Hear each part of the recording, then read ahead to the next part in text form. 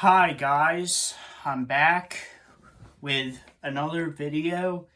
Today's video is going to be my reactions for NXT Battleground 2023. You guys know how my reactions videos go by now, so let's get right into it. So the first thing is a triple threat match for the NXT North American Championship. So I got 4 out of the 6 matches correct, which that means I only got 2 wrong. Overall, I had a pretty good pay-per-view again. The pay-per-view itself was good. There was a lot of good matches on the show, so I'm very happy about that. And like I said, this is going to be the triple threat match for the NXT North American Championship. Wesley versus Tyler Bate versus Joe Gacy. Winner of the triple threat match and still NXT North American Champion Wesley. I'm not really too surprised. I said it in my predictions video that Wesley, he is the champion, so he is the safe pick. I picked him as the safe pick, and he won. Now, I think what they're going to do with Wesley is I think they're going to have him be the longest reigning NXT North American Champion. Because there's only 24 days left in his reign, and he will become the longest reigning champion, NXT North American Champion. He would actually beat the current longest reigning champion, the Velveteen Dream, which nobody wants to talk about that guy because he's a pedophile. But yeah, Wesley is on his way on breaking that record-setting reign, and I think a lot of people want him to beat it. Another thing Wesley did tonight is he has had the most NXT North American Championship title defenses.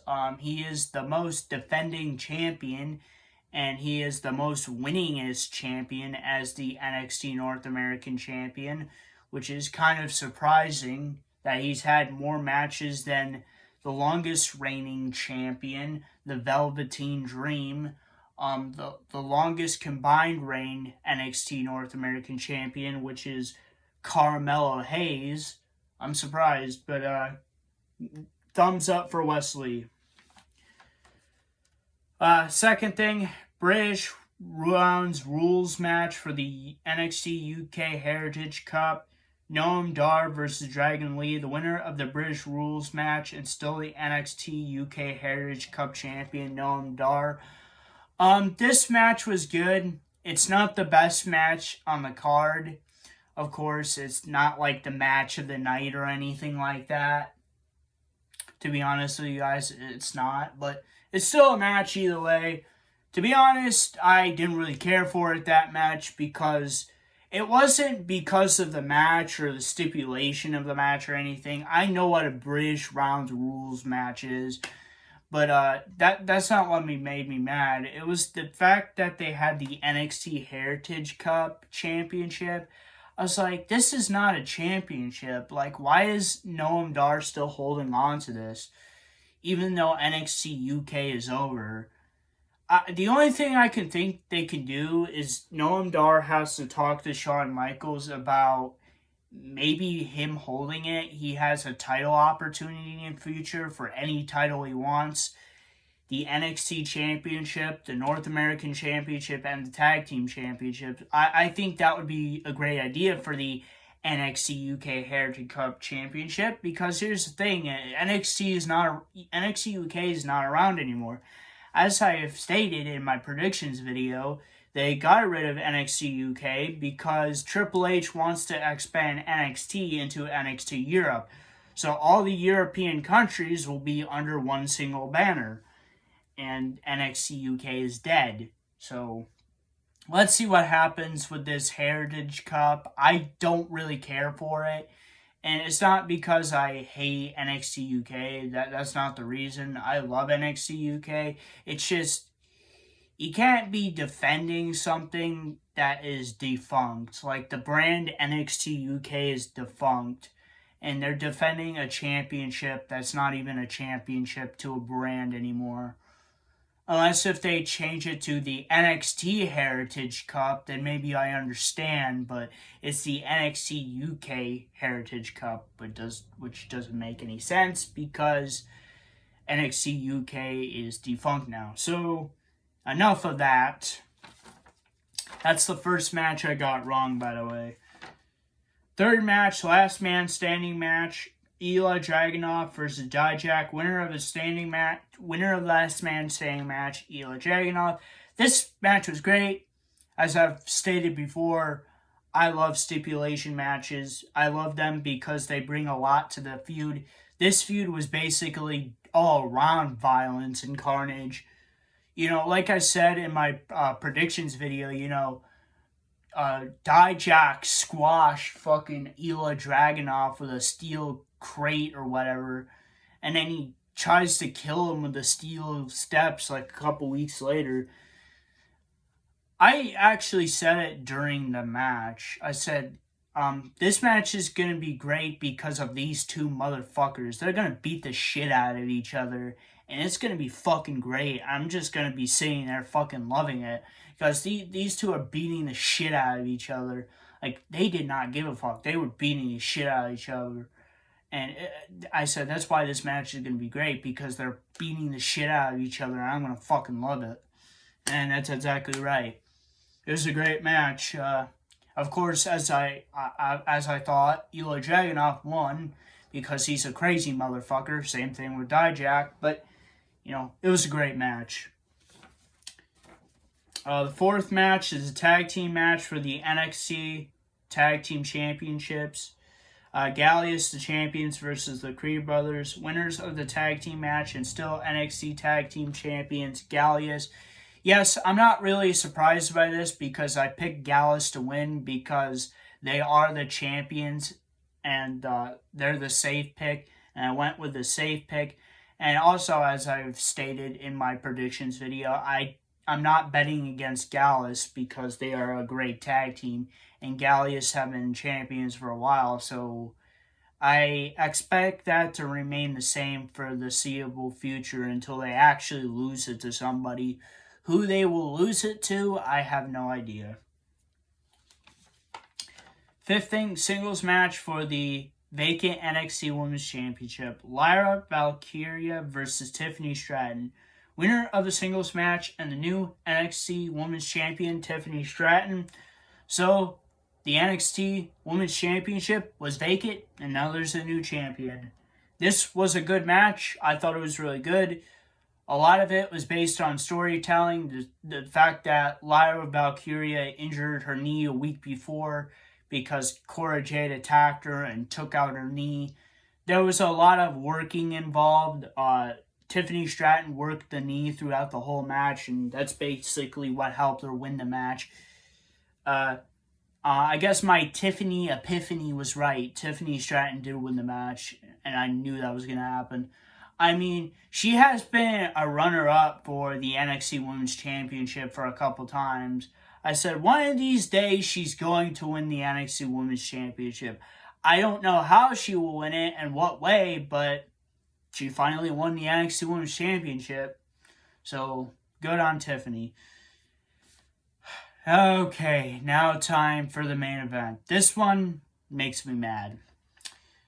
Singles match for the NXT Championship. Carmel Hayes, the champion, versus Braun Breaker.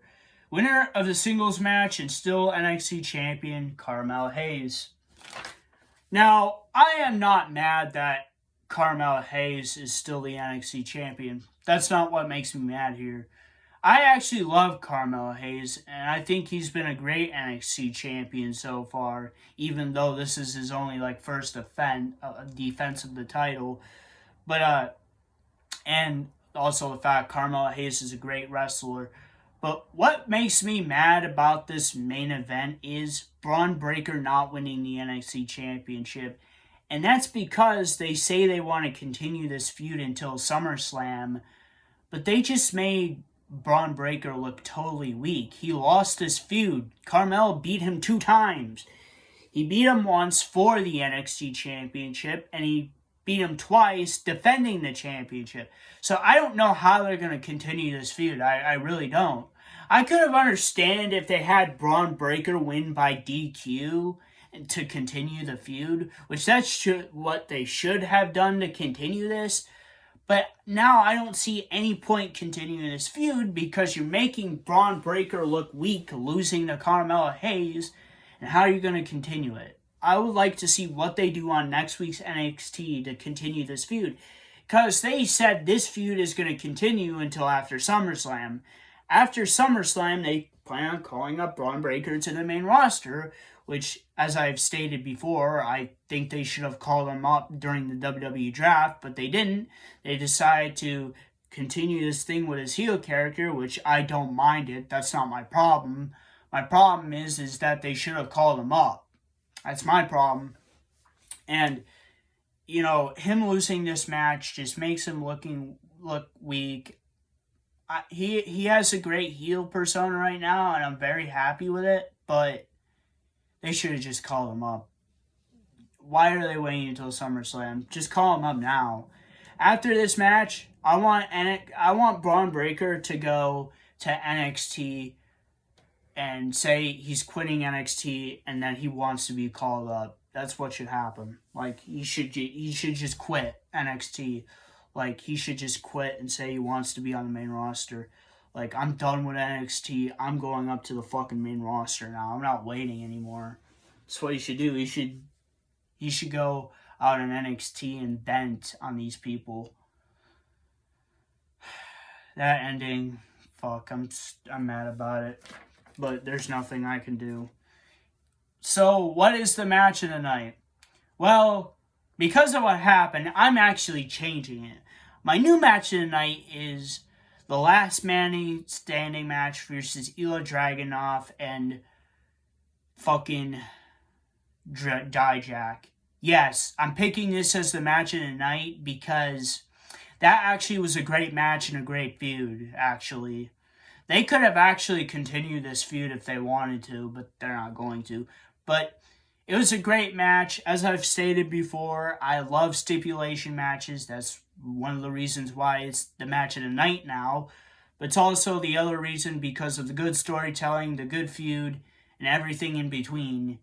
And that just makes it better than the NXT Championship match. So, my underdog match of the night is actually going to be the singles match for the NXT Championship. Carmelo Hayes, the champion, versus Braun Breaker. The reason why it's the underdog match of the night now is because of the stupid bullshit they did. If they really wanted to continue this feud with Braun Breaker and Carmelo Hayes, they should have done something to continue it, but they have not. I say the best way they could have went about it is having Braun Breaker win by DQ. Like, the emotions actually get to Carmelo Hayes and he starts beating him with, like, I don't know, a kendo stick or a steel chair or whatever. But they didn't do that. I don't know how they're going to continue this feud. And that's why it's the underdog match of the night, because I don't know what they're going to do with Braun Breaker now, and I don't know how they're going to continue this feud between Braun Breaker and Carmelo Hayes, because Braun Breaker has lost the feud and Carmelo Hayes has won twice. There's no reason to continue it, because you would assume that Carmelo Hayes is going to win again. Right? Right. So, I think, like I said, next week on NXT, I think Braun Breaker should go to the ring and say he's quitting NXT and rant about him being on the main roster. That's what he needs to do. I can't wait to see what they're going to do on NXT this week because I just can't wait. So, honorable mention. That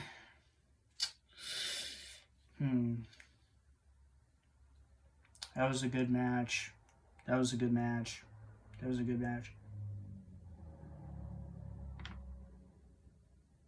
Honestly, I don't know what the honorable mention is. I'd say every match is good on the show. To be honest, I would have to go the NXT Women's Championship match. It was important to have a new NXT Women's Champion after Indy Hartwell got called up to the main roster. So, Tiffany was a great pick because she was a runner-up several times for the NXT Women's Championship. So I think Tiffany will be a great NXT Women's Champion. Now, the other matches, the triple threat match was good. I liked it. As I've stated earlier, all the stuff that Wesley has done and he might do in the future. The tag team match was good. Like I said, Gallius, they're going to be a team to beat. The British Rounds Rule match, you know the reason why I didn't really like it that much, but it was still a good match either way. Overall, this was a good pay-per-view. There was good matches. The ending was very annoying to me, and that's why I'm not in the mood to talk anymore, because I'm mad at this ending. I'm not angry, but I'm mad. I don't know what they're gonna do with this feud now between Braun Breaker and Carmelo Hayes. They said they were gonna continue it until after SummerSlam, and then they're gonna call Braun Breaker. But what's gonna happen now? So I don't know. Those were my predictions and reactions for NXT Battleground 2023. Please post a comment. What were your predictions and reactions for NXT Battleground 2023? And if you guys like this video, please like, subscribe, and comment.